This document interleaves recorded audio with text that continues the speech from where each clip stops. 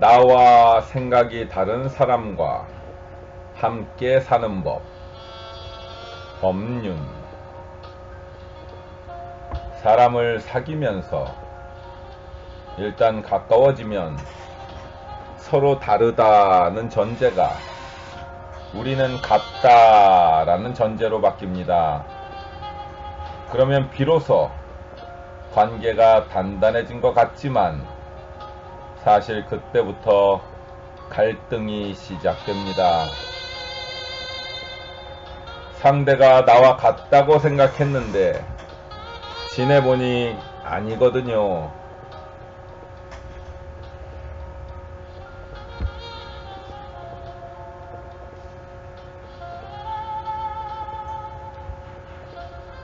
우리는 가까운 사람일수록 같은 생각을 하고 같은 마음 먹기를 바랍니다. 그러다 보니 상대가 내 마음 같지 않다고 서운해하고 자신의 뜻대로 해주지 않는다고 원망합니다. 사물에는 같은 점도 있고 다른 점도 있어 두 가지 성질이 함께하고 있습니다. 다르다고 해도 같은 점이 있고 같다고 해도 그 중에 다른 점이 있습니다. 존재의 본질적 측면에서는 같은 것도 아니고 다른 것도 아니다. 불일부동이라고 합니다. 우리가 어떤 사물을 보고 같다, 다르다고 말하는 것은 사물에 있는 것이 아니라 인식을 어떻게 하느냐에 따라 달라지는 겁니다.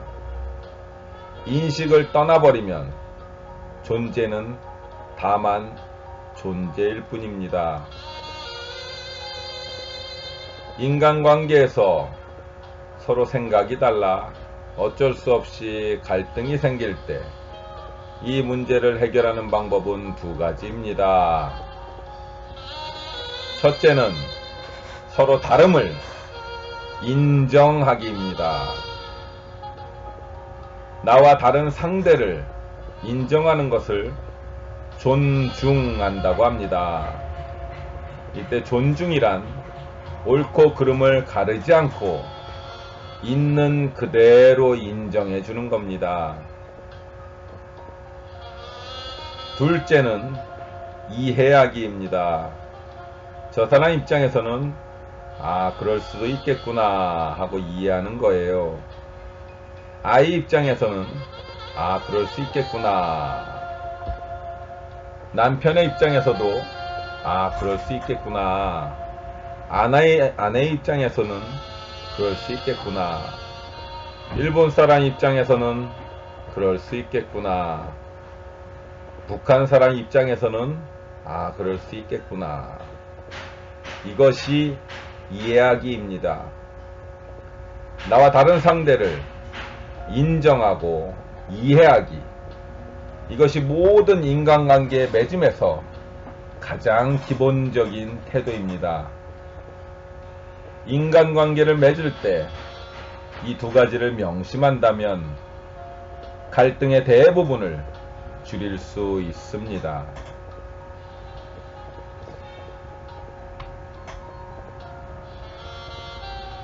사람마다 대상을 좋다, 나쁘다 인식하는 틀이 다릅니다. 기독교인과 불교인은 사물을 인식하는 틀이 다릅니다. 이를테면 안경의 색깔이 다르다고 할 수 있습니다.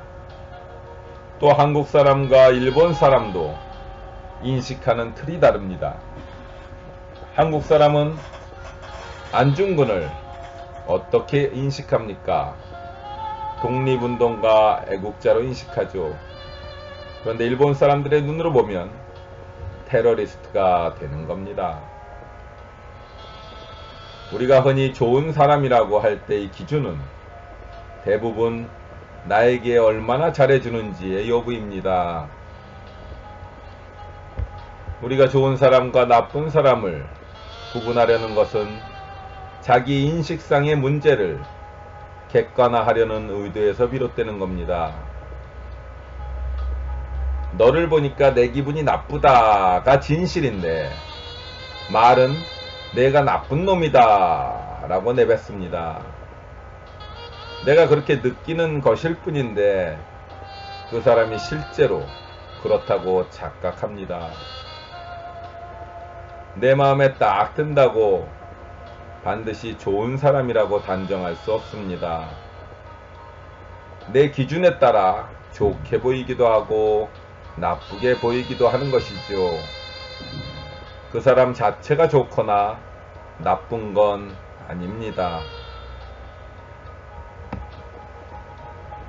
두루두루 사귀어봐야 이런 사람도 있고 저런 사람도 있다는 걸 알 수 있습니다.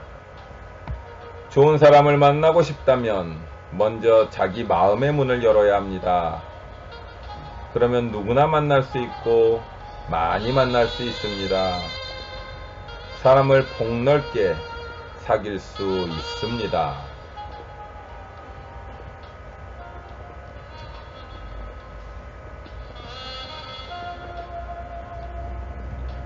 세상에 모든 걸 다 갖춘 사람은 없습니다.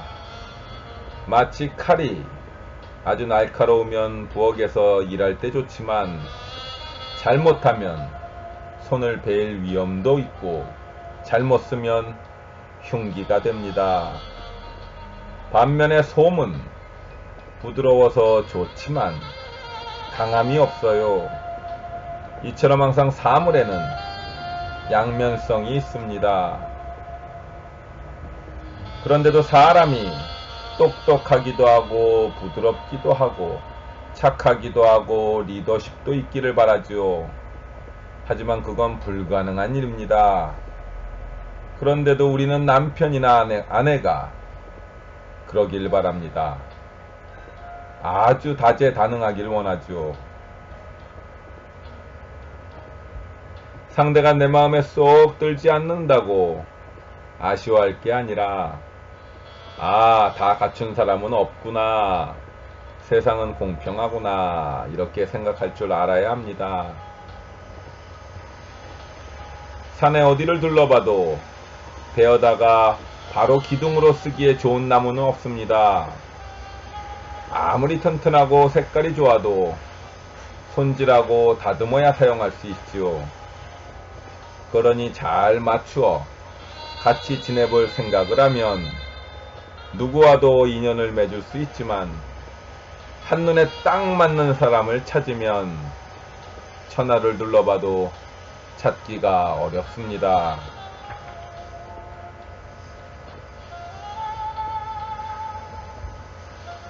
결혼의 조건은 크게 두 가지라고 할 수 있습니다.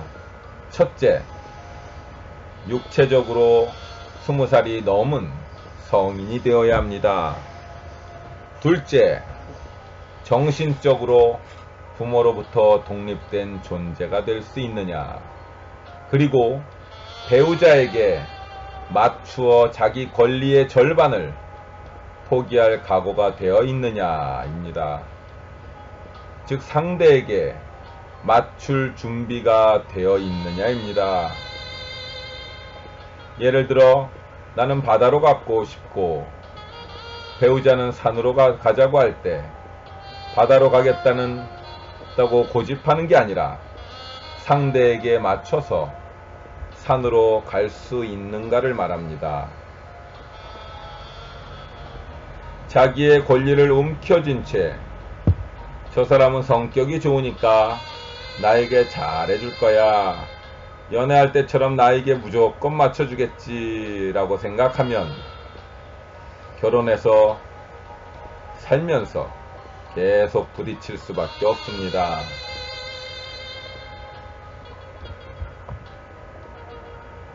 오늘날 우리 사회에서 이루어지고 있는 결혼은 상대에게 맞추려는 마음은 없이 부차적인 것들만 따지기 때문에 혼수 준비를 아무리 많이 했다고 자랑해도 실제 결혼 생활은 대부분 실패합니다.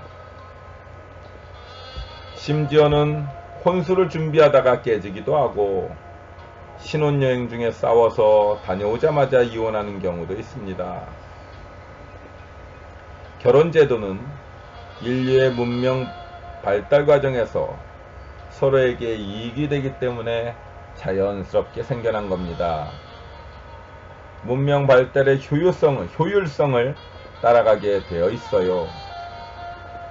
예를 들어 내가 혼자 사는 방이 있고 결혼할 사람이 혼자 사는 방이 있는데 한쪽으로 합치면 한 집의 방세가 절약이 됩니다. 밥상도 2개 따로 사용하다가 하나만 쓰면 하나가 절약이 되잖아요. 그래서 바로 서로에게 이익이 되는 겁니다. 청소도 각자의 방을 매일 닦아야 하는데 둘이 번갈아 가면서 하면 하루는 놀아도 됩니다. 이렇게 역할 분담이 이루어지면 서로의 생활에 이익이 되지요. 함께 살면서 서로에게 이익을 준다는 것은 상대가 원하는 것을 해준다는 의미입니다. 아내의 필요에 따라 잘 쓰이는 게 남편이고 남편의 필요에 따라 잘 쓰이는 게 아내입니다. 너무 잘 하려고 애쓸 건 아니지만 적어도 상대가 뭘 원하느냐에 따라서 내가 할 수 있는 데까지 최선을 다하는 게 좋은 남편, 좋은 아내가 되는 길입니다. 가끔 만나는 사람이나 애인은 예쁘고 멋진 사람이 좋겠지요. 하지만 오랫동안 함께 살려면 서로에게 맞춰줄 수 있고 이익을 줄 수 있는 사람이어야 합니다. 결혼이란 공동체 생활이기 때문에 상대를 위해 음식도 맛있게 할 줄 알아야 하고 청소도 나누어 할 수 있어야 합니다. 그러니 좋은 결혼의 조건은 결혼할 사람과 마음을 맞춰서 살 준비가 되어 있느냐입니다. 그것이 결혼 생활을 행복하게 유지하는데 가장 중요한 조건입니다.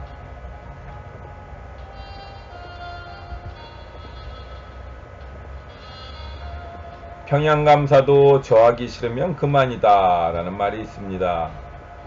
다른 사람이 아무리 좋은 직장이라고 말해도 내가 싫으면 그건 좋은 직장이 아니죠. 정 괴로우면 그만두면 됩니다. 내 인생인데 왜 남의 눈치를 보며 살아갑니까? 회사에 가서 안녕히 계세요 하고 그만두면 됩니다.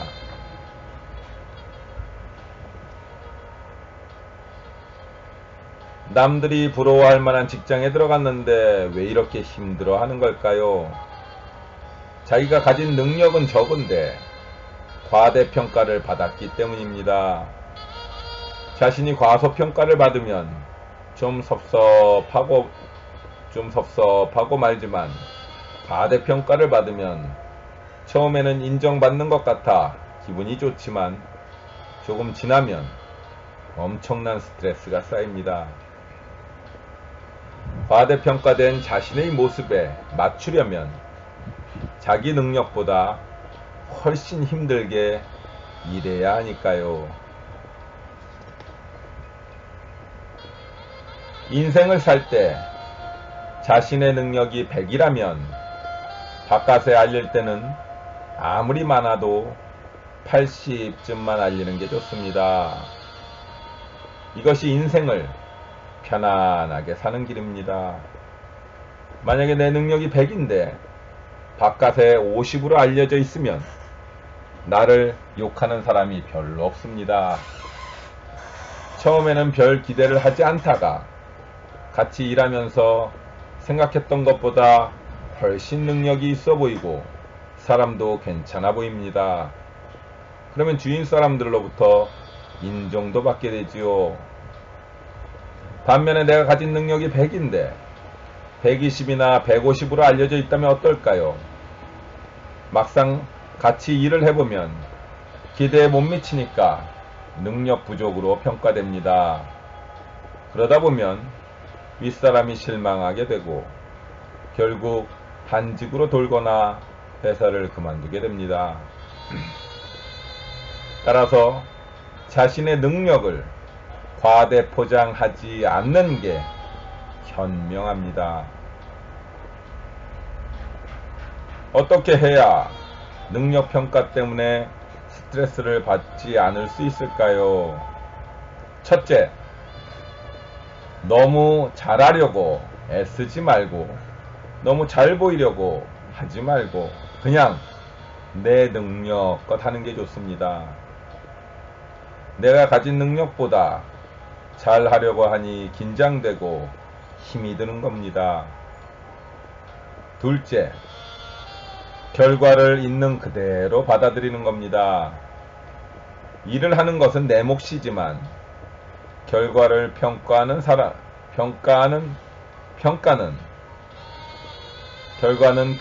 사람의 몫입니다. 옛말에 일은 사람이 하고 뜻은 하늘이 이룬다 라는 말이 있습니다. 최선을 다하되 결과에 연연하지 않는다는 뜻입니다. 하지만 이렇게 생각하더라도 칭찬받기 좋아하는 내 업식은 쉽게 바뀌지 않습니다. 잘 하려고 기대하면 실망하는 마음도 커지니까 잘 하려는 마음을 내려놓고 가볍게 도전하다 보면 어느새 실력이 늘게 됩니다.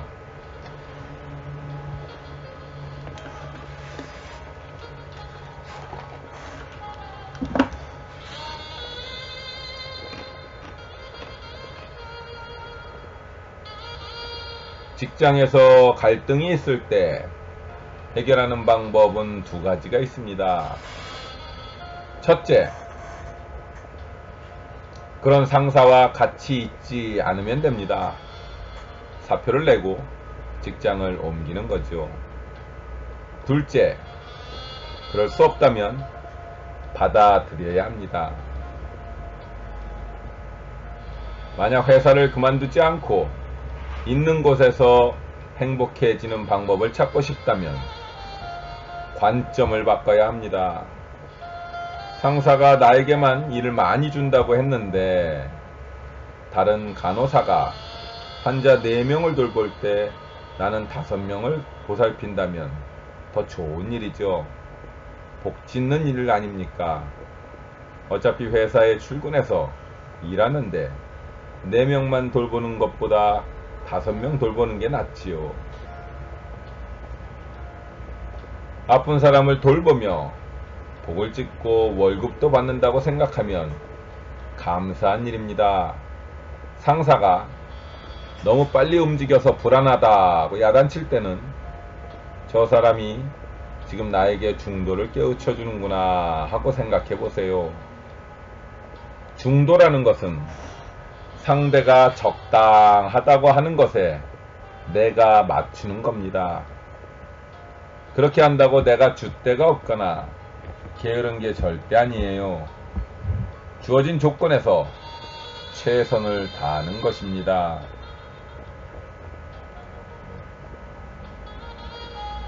시스템이 존재하는 한 일을 잘하는 것은 물론 윗사람 성격에도 맞출 수 있어야 합니다. 그렇다고 눈치를 보거나 아첨을 하라는 얘기가 아니에요. 다만 상사도 내가 배려해야 할 대상이라는 겁니다. 누구에게나 맞출 수 있도록 훈련을 받는다고 생각해 보세요.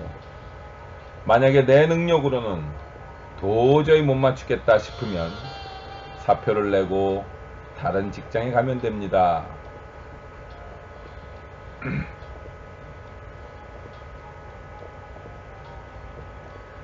사람은 대부분 이기적입니다. 그래서 누구나 자기에게 이익이 되는 방향으로 관계를 맺으려고 합니다. 결혼 상대자를 고를 때도 경제적인 조건이나 학벌, 신체 조건, 성격 등을 두루 고려해서 자기에게 이익이 되는 사람을 선택합니다. 부모 자식 간에도 정도의 차이는 있겠지만 이기심이 작동합니다. 자식이 부모를 좋아하는 것도 단지 낳아주고 길러주어서 뿐만 아니라 부모만큼 자식에게 이익을 주는 사람이 없기 때문입니다. 이기심을 갖고 누군가를 만나는 것 자체가 나쁘다는 게 아닙니다. 다만 다른 사람들도 다 그렇게 이기심을 갖고 인간관계를 맺는다는 사실을 알아야 한다는 뜻입니다. 내가 이익을 따져서 사람을 만나듯이 다른 사람들도 다 이해관계를 따져보고 사람을 만난다는 걸 이해하면 이기적인 사람을 나쁜 사람이라고 말할 수 없으므로 사람 사이의 갈등이 대부분 줄어들게 됩니다. 사람들이 무언가 궁금하면 제게 묻고 저도 필요하면 다른 곳에 묻곤 합니다. 그렇듯 이 세상은 서로 도움을 주고받으면서 사는 겁니다. 그런데 나는 3을 줬는데 왜 너는 2밖에 안 주나 이렇게 너무 계산을 하면 피곤해서 살기가 힘듭니다. 내가 좋아했는데 상대가 날 좋아하지 않는다고 미워하면 안 됩니다. 왜냐하면 좋아하는 건 내 마음이고 상대가 나를 좋아하든 안 좋아하든 그것은 상대의 마음이기 때문입니다. 인간의 심성에는 이타심도 있고 이기심도 있습니다. 위기에 처하면 이타성이 발휘되기도 하지만 사람이 늘 이타적일 수는 없습니다. 이타심은 저 무의식 아래에 있고 이기심은 그보다 위에 있습니다. 그래서 이기심이 더 쉽게 더 자주 드러나는 겁니다. 인간은 누구나 이기적인 면이 있다는 사실을 인정하면 그때부터는 이기심을 가진 사람에게 상대에게 과연 내가 어느 정도까지 맞출 것인가 하는 내 문제로 바뀝니다. 이기심을 버려야만 세상에 평화가 오는 게 아니에요. 내가 이기적이듯 상대도 이기적일 수 있다는 것을 이해하면 갈등이 크게 줄어듭니다. 남이 어떻다고 못마땅해 하지 말고 고치려고도 하지 마세요. 자기가 자기를 바꾸려고 해도 잘 안 되는데 남을 어떻게 바꾸겠습니까? 다만 내가 보기에 못마땅해서가 아니라 그 사람을 위하는 마음으로 고치도록 해보는 것은 괜찮습니다. 이때는 쉽게 고쳐지지 않을 것임을 알고 시작해야 합니다. 금방 고쳐질 거라는 기대 없이 조언을 하면 그 사람이 달라지지 않더라도 내가 기분 상할 일이 없습니다. 쉽게 안 고쳐지는 것을 알기 때문에 거듭 얘기하고 도와줄 수 있습니다. 내 생각은 틀렸으니 그 생각을 바꿔라. 이렇게 상대에게 강요해서는 안 됩니다. 내가 아는 사실을 그 사람에게 알려줄 수는 있지만 그 얘기를 듣고 판단하는 건 그 사람 몫으로 남겨야 놓아야 합니다. 그런데 대부분의 상대의 생각이 틀렸다고 지적하고 고치려고 하기 때문에 갈등이 생기고 안 고쳐지니까 짜증이 나는 겁니다. 상대방이 내 충고를 받아들이지 않아 화가 나고 짜증이 올라올 때는 먼저 자기 마음을 고요히 지켜보세요. 그러고도 정말로 상대를 위한다는 판단이 서면 내 뜻대로 상대를 고치려는 대신 상대에게 정보를 줌으로써 인연을 맺어주고 결정은 당사자가 하도록 지켜봐 주세요. 그러면 불필요한 갈등이 훨씬 줄어들 겁니다.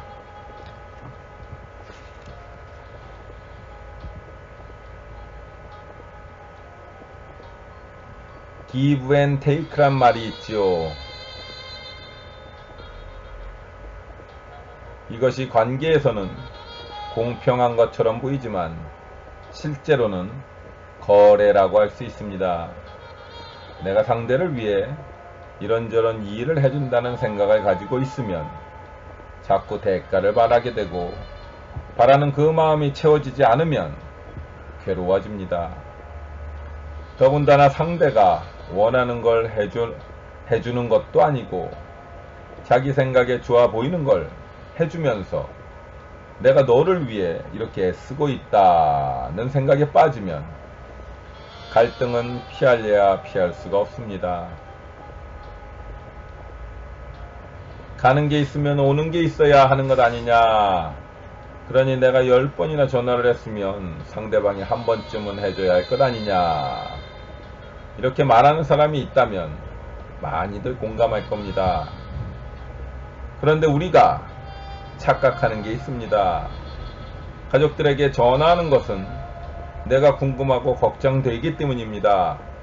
즉, 내가 필요해서, 내가 좋아서 하는 것이지 상대방이 좋으라고 하는 게 아닙니다. 형제에게 전화를 안 해도 괜찮고 부모에게 전화를 안 해도 죄가 안 됩니다. 내가 하고 싶으면 하고 하기 싫으면 안 하면 그만입니다. 나는 너를 위해서 이렇게 해주는데 너는 나한테 해준 게 뭐가 있냐 하는 것은 거래에 불과합니다. 내가 좋아서 하는 것은 상관없지만 대가를 바라면 그때부터 원수가 되기 쉽습니다. 가까운 사이에 갈등이 생기는 것은 사랑을 준 만큼 받으려고 하기 때문입니다. 가족이나 가까운 사람끼리 심리적인 거래는 그만두고 이제라도 진정한 관계를 맺어보세요.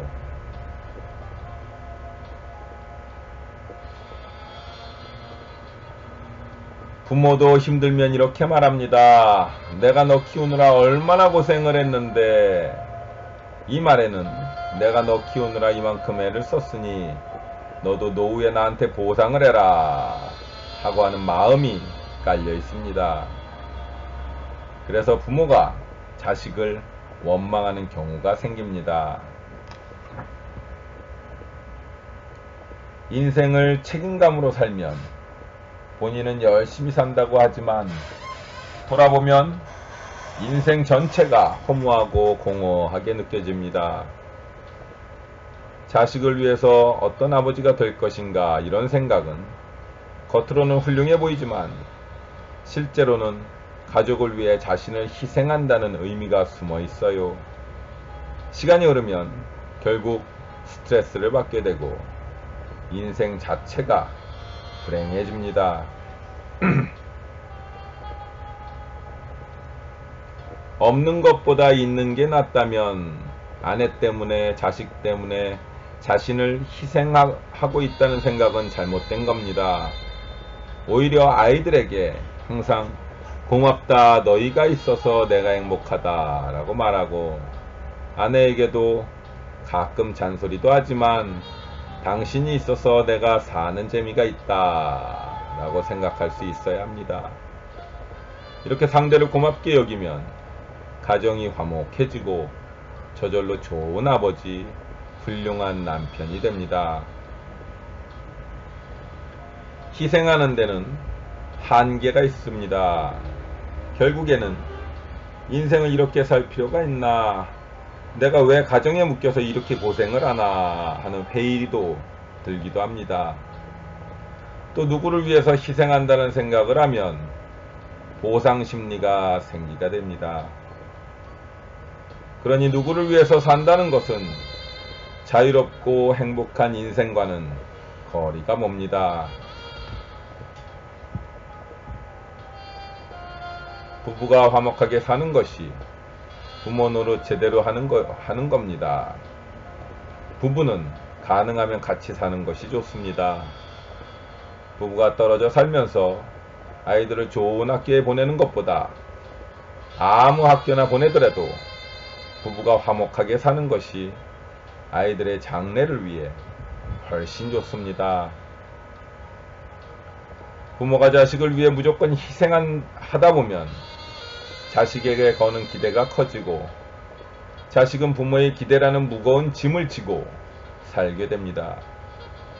그러다 보면 삶에 활기가 없어지고 항상 부모 눈치를 보게 됩니다. 이런 자식은 결혼해서도 독립을 못하고 부모에게 의지하기 쉽습니다. 따라서 정말로 자식의 행복을 바라고 좋은 아버지가 되고 싶다면 자식이 20살이 되면 독립을 시켜야 합니다. 내가 고등학교 졸업할 때까지만 재워주고 먹여주고 가르칠 것이니 이후에는 내 마음껏 살아라. 혼자 살아도 좋고 결혼해도 좋고 결혼할 사람이 어떤 사람이든 좋다. 너 원하는 대로 살아라. 엄마 아빠는 너를 지지한다. 이렇게 다 풀어서 광야에 내보내줘야 아이들이 활기차게 살지. 부모의 좁은 울타리에 가둬놓으니까 요즘 아이들이 크게 성장하지 못하고 다 고만고만합니다. 아이는 아무 곳에서나 키워도 잘 자랍니다. 아이 걱정은 하지 마세요. 그런데 부모가 자식 키우는 것이 너무 괴롭다고 하소연하면 자식은 잘 될 리가 없습니다. 부모를 괴롭히는 아이가 어떻게 잘 되겠습니까? 너를 위해 내가 이렇게 하고 있다는 생각을 버려야 자식 인생도 부모 인생도 다 행복해질 수 있습니다.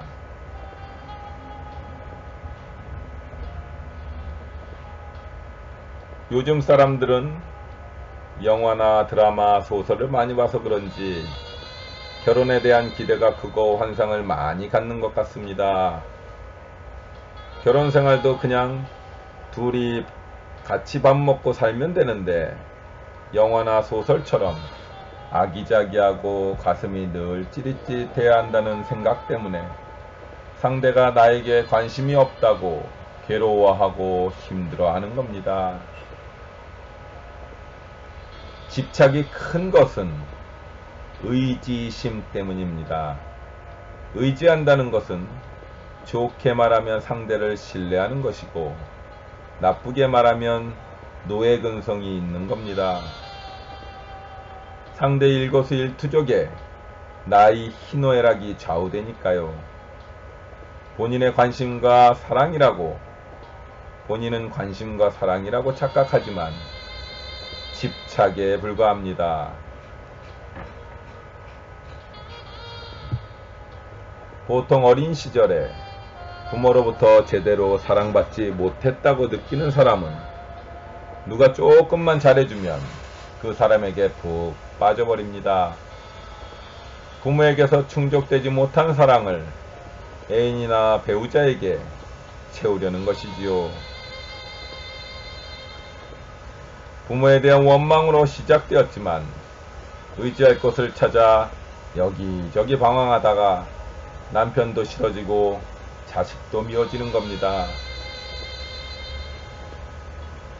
상대를 사랑하면서도 홀로 설 수 있어야 진정한 사랑이라 할 수 있습니다. 오히려 상대에게 도움을 주고 의지처가 되어 주겠다는 자세를 가져야 합니다. 자기 중심 없이 희생하는 사랑은 기대하는 마음이 깃들어 있기 때문에 필연적으로 원망하는 마음으로 이어집니다.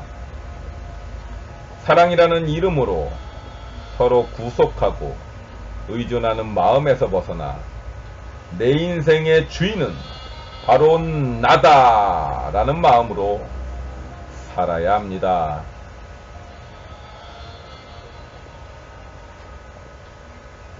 자식이라는 이유로, 부모라는 이유로, 가족이라는 이유로 남의 인생에 간섭할 때가 많습니다. 도움을 준다는 생각으로 지나치게 간섭해서 오히려 상대가 짐스럽게 여기거나 서로에게 큰 괴로움을 주기도 합니다. 애정을 갖지 말라는 게 아니라 간섭을 하지 말라는 뜻입니다.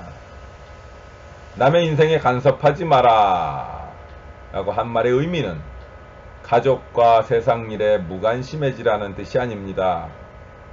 비록 그 대상이 자식이라도 독립된 인격으로 존중해야 한다는 의미입니다.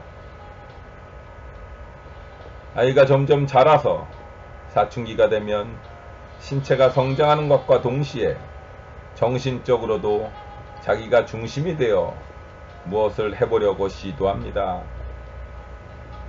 전에는 부모가 얘기하면 무조건 따랐지만 이젠 자기 주장도 강해지고 하지 말라는 것에 호기심을 보이기도 하며 하라는 것은 안 하기도 하니 부모와 갈등이 생깁니다. 그런데 이것은 아주 자연스러운 현상입니다.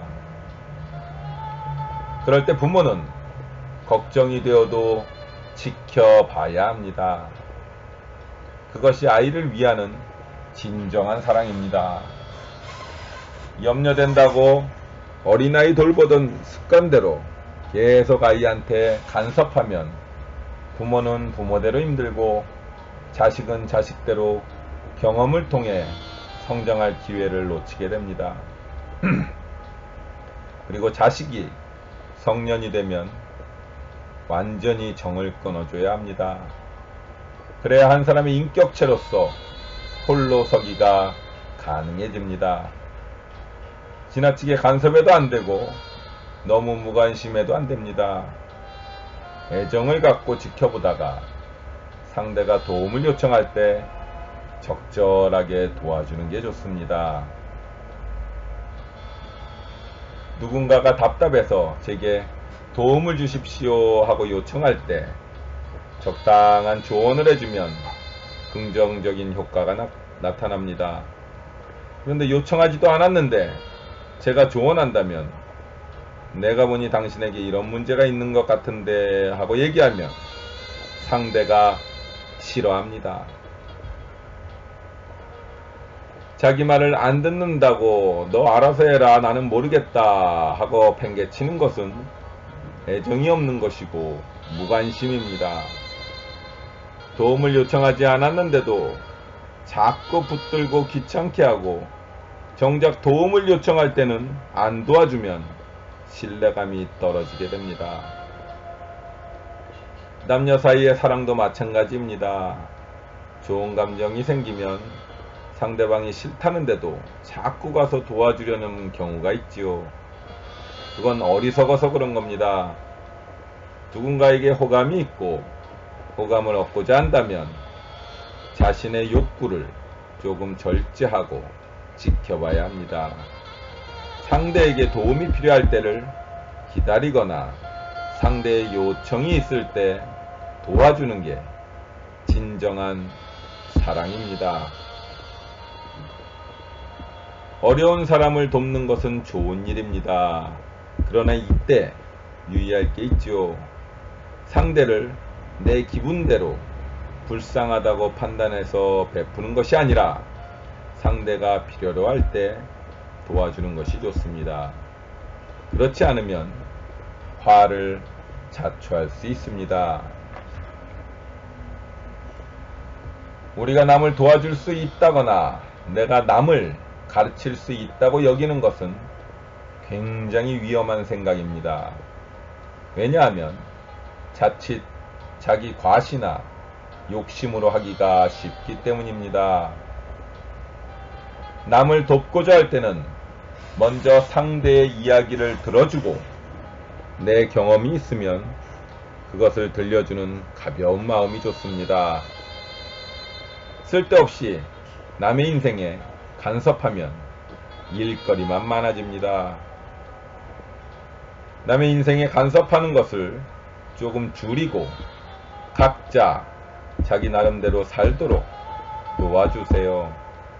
도움이 필요 없다는데도 가서 도와주겠다고 하지 말고 도와달라고 요청하면 그때 능력껏 도와주세요. 그때 비로소 남에게도 도움이 되고 내 인생도 한가해집니다.